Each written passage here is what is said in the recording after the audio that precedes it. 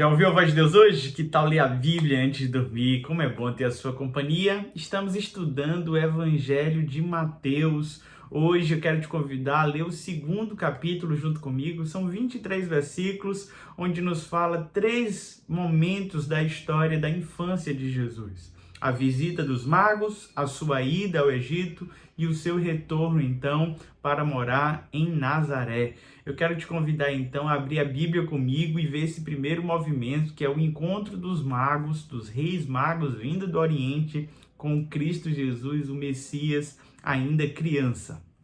Mateus capítulo 2, versículo 1. Depois que Jesus nasceu em Belém da Judéia, nos dias do rei Herodes, magos vindos do Oriente chegaram a Jerusalém e perguntaram: onde está o recém-nascido rei dos judeus?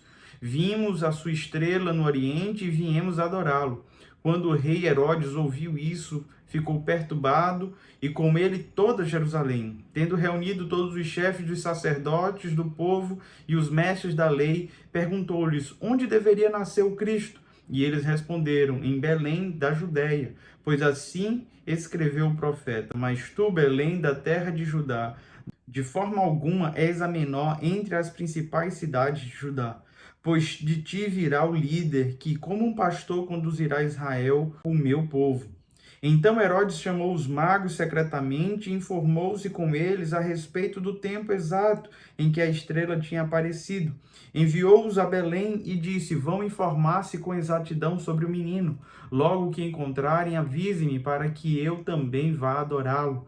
Depois de ouvirem um rei, eles seguiram o seu caminho e a estrela que tinha visto no Oriente foi adiante deles, até que finalmente parou sobre o lugar onde estava o menino.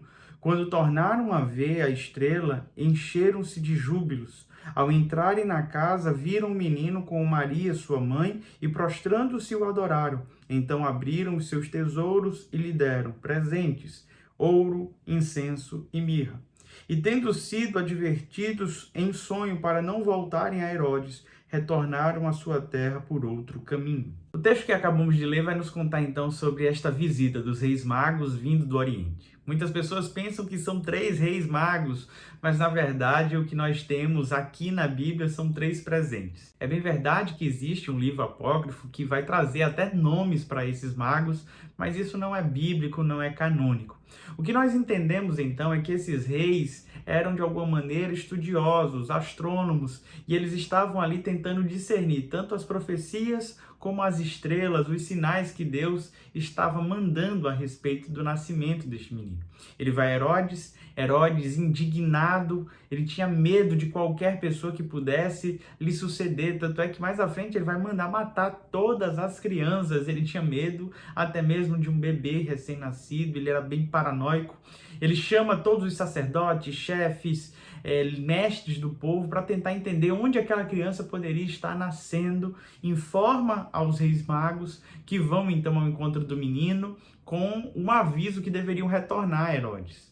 Esse encontro de Jesus com os magos é tão precioso. Os magos encontram Maria, mãe de Jesus, junto com o menino.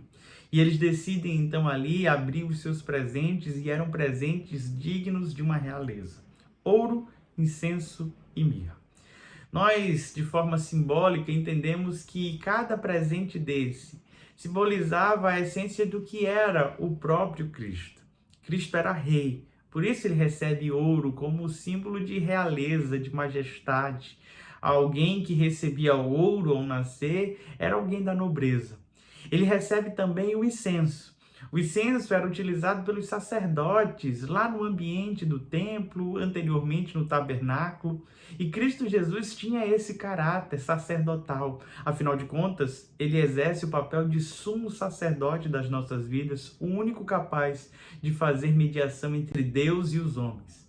Cristo Jesus é um sumo sacerdote perfeito, porque ele precisou fazer apenas um sacrifício, e esse sacrifício foi cabal. Não precisamos de mais nenhum outro esforço, pois Cristo Jesus já resolveu tudo. O terceiro elemento que nos é apresentado é a mirra, o óleo de mirra. Este óleo, muitas vezes usado nas consagrações, tanto de reis como de sacerdotes, profetas. Sabe, Cristo Jesus é aquele que é rei, sacerdote e profeta.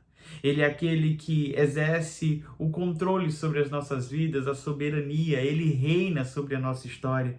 Ele é aquele que nos liga ao Pai, sendo sumo sacerdote. E Ele é aquele que nos orienta com as suas palavras proféticas. Aquele que nos conduz nessa jornada. Diante desse momento tão icônico, os reis magos são orientados por um anjo, que não deveriam voltar a Herodes. Herodes fica indignado quando percebe que os magos não vão até ele e decide então matar crianças naquela região que tinham a mesma faixa etária.